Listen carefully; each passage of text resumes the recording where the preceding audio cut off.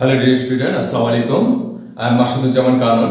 Never think of yourself graduate if you can be one of the best personalities in the world. আমরা এর আগে SSC সাধারণ গণিতের বাস্তব সংখ্যার একটা প্রমাণ করেছিলাম, অর্থাৎ √3 একটি অমূলদ সংখ্যা প্রমাণ করেছিলাম। তোমরা অনেকেই কমেন্টে আমাকে জানিয়ে দিয়েছো তোমরা চাচ্ছ √2, √5, √7 একটি অমূলদ সংখ্যা এর একটা ভিডিও। তারই পরিপ্রেক্ষিতে আজকের এই ভিডিওটি। তো আজকে আমরা দেখব শুধু √3 নয় বা √2, √5 নয়, আমরা যে কোনো অমূলদ সংখ্যা খুব সহজেই প্রমাণ করতে পারবো। তাই তোমরা ভিডিওটি শুরু থেকে শেষ পর্যন্ত খুব ভালোভাবে দেখবে এবং বোঝার চেষ্টা করবে। বুঝতে সমস্যা হলে অবশ্যই আমাকে আবার কমেন্টে জানিয়ে দেবে। তো চলো আমরা শুরু করি।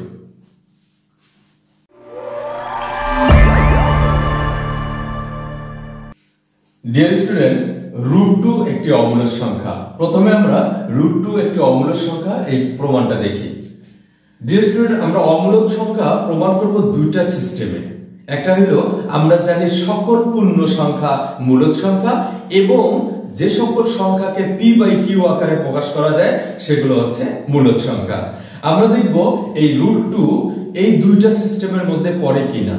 আমরা প্রত্যেকটা ক্ষেত্রে দেখব, মানে প্রত্যেকটা ক্ষেত্রে আমরা অমূলদ সংখ্যা প্রমাণ করব আমাদের দুইটা সিস্টেমের মধ্যে পড়ে কিনা। একটা হলো পূর্ণ সংখ্যা আর একটা হলো p/q আকারে প্রকাশ করা যায় কিনা।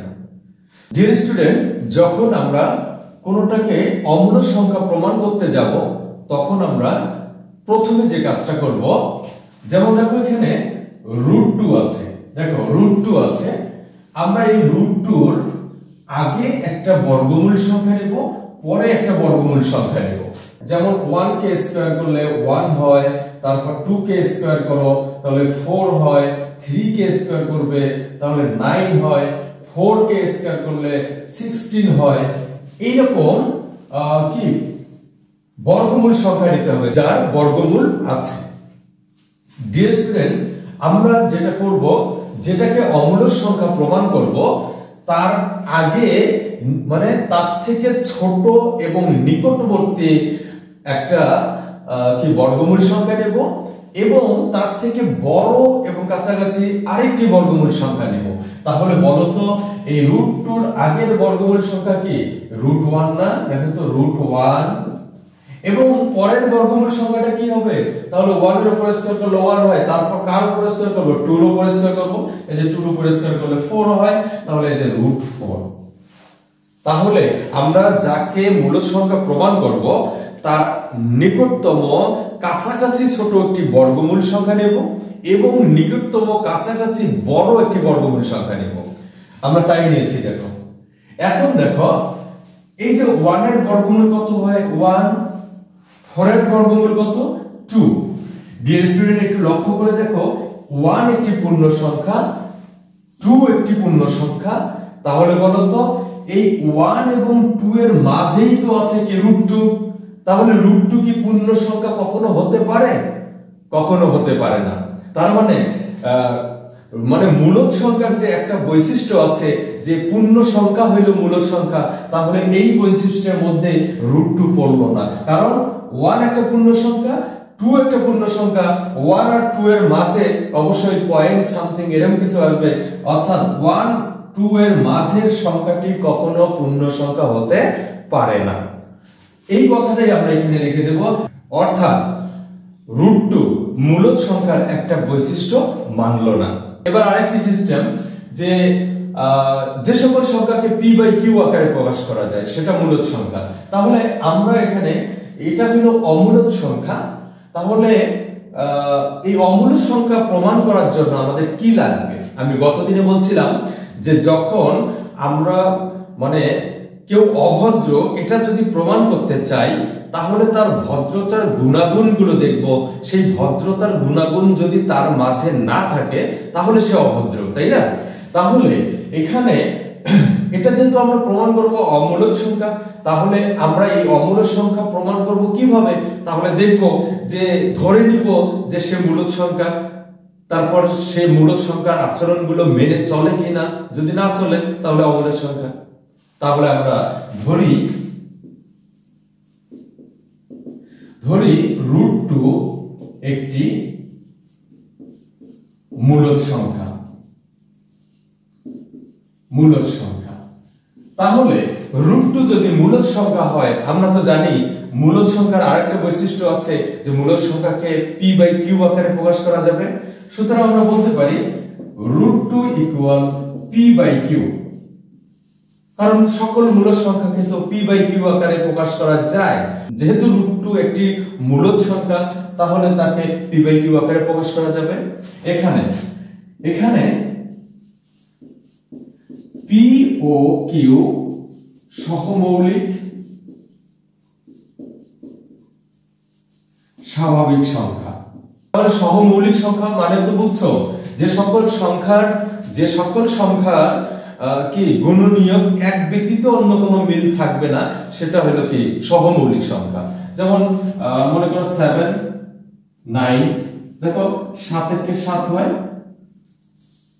7 একে 7, আমরা এখানে লিখতে পারি 9 একে 9, তারপর 3 3 কে 9, কিন্তু এই দুইটার মধ্যে মিল আছে কোথায়? এই যে 1 এর মিল আছে, এই যে দেখো 1 এর মিল আছে, তাই 7 এবং 9 হলো সহমৌলিক সংখ্যা। আশা করি বুঝতে পারছো।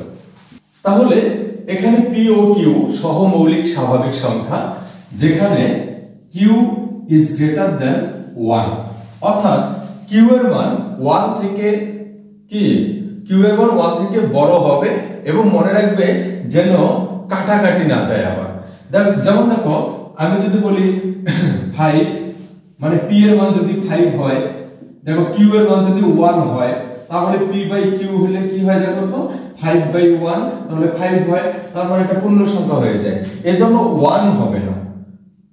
তাহলে এখানে 2 হতে পারে, q এর মান 3 হতে পারে। আবার মনে রাখবে যেন এমনটা না হয় তুমি বলতে চাচ্ছ যে p এর মান 8, আমি যদি q এর মান 2 নেই, তাহলে তো q এর মান 1 এর থেকে বড় হইল, তাহলে কাটাকাটি করলে 8/2, তাহলে 4 হয়, এটা তো পূর্ণ সংখ্যা না। মনে রাখবে কাটাকাটি করা যাবে না এবং সেটা 1 থেকে বড় হবে। আশা করি বুঝতে পারছো। এখন কি করব, দেখো উভয় পক্ষে যদি আমরা বর্গ করে দেই √2² p/q², তাহলে এখানে লেখা যাচ্ছে √2 কাটা 2 = p²/q², তাহলে আমরা এখানে r গুণ করে লিখতে পারি 2q = p²/q। তাহলে দেখো এখানে এই যে এখানে দেখো 2q, এখানে 2q একটি কি পূর্ণ সংখ্যা, কারণ এর একটা সাধারণ উৎপাদক আছে। ঠিক আছে, যেমন q এর মান যদি 2 হয় 2 × 4, q এর মান যদি 3 হয় 3 × 6, মানে এই 2q এর একটি সাধারণ উৎপাদক আছে, এই কথাটা আমরা লিখব। অপরদিকে p²/q পূর্ণ সংখ্যা নয়, কারণ এর সাধারণ উৎপাদক নেই। তোমরা এই কথাগুলো শেষে খাতায় নোট করবে, হ্যাঁ, আমি লিখতেছি না। তাহলে এখানে 2q একটি পূর্ণ সংখ্যা, কারণ এর একটি সাধারণ উৎপাদক আছে।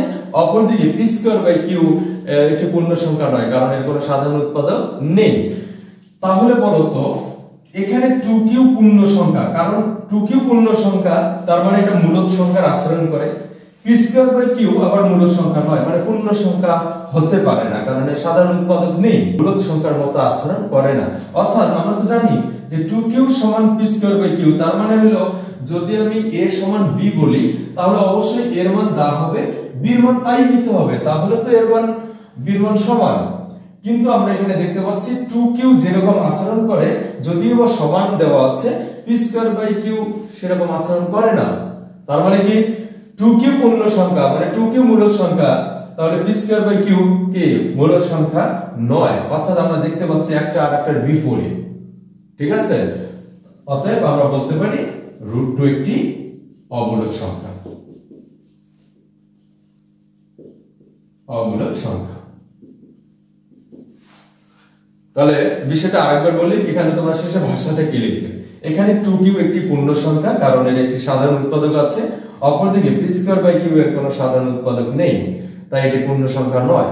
অর্থাৎ কি 2q এর মান p²/q এর সমান হতে পারে না, সুতরাং √2 একটি অমূলদ সংখ্যা। তাহলে আমরা দেখলাম দুইটা সিস্টেমের মধ্যে √2 অর্থাৎ মূলদ সংখ্যার যে দুইটা সিস্টেম ছিল, সেই সিস্টেম দুটোর মধ্যে বা সেই সিস্টেম দুটোর মধ্যে প্রয়োগ করে আমরা দেখলাম √2 ওই মূল সংখ্যার মতো আচরণ করলো না, তাই আমরা বলতে পারি √2 একটি অমূল সংখ্যা। আশা করি বিষয়টা বুঝতে পারছো।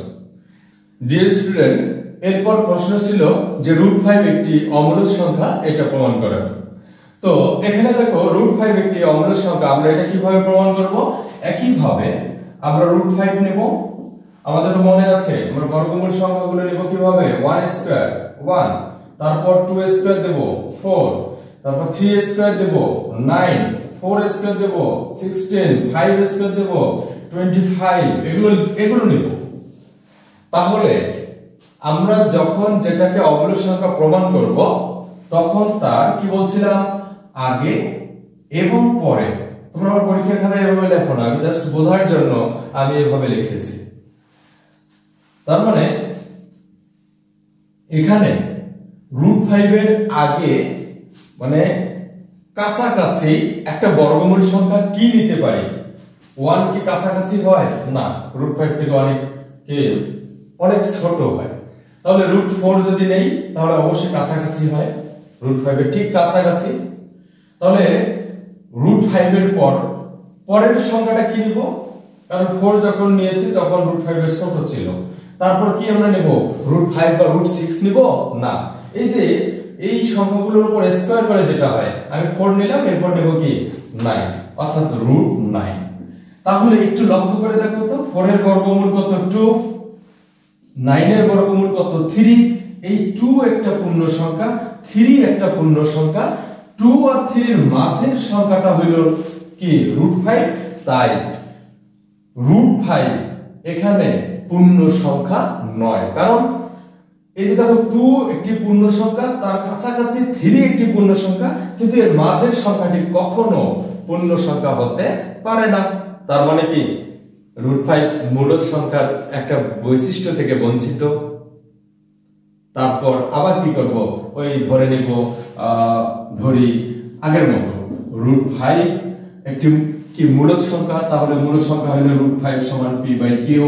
একইভাবে যে কথাগুলো ছিল আমরা দেখব, ওখানে যেমন √2 মানে 2 যেখানে ছিল, 3 যেখানে ছিল, সেই জায়গায় 5 হবে এবং বাকি কথাগুলো একই থাকবে। তাহলে আমরা এভাবে খুব সহজে যে কোনো অমূল সংখ্যা প্রমাণ খুব সহজেই করতে পারবো।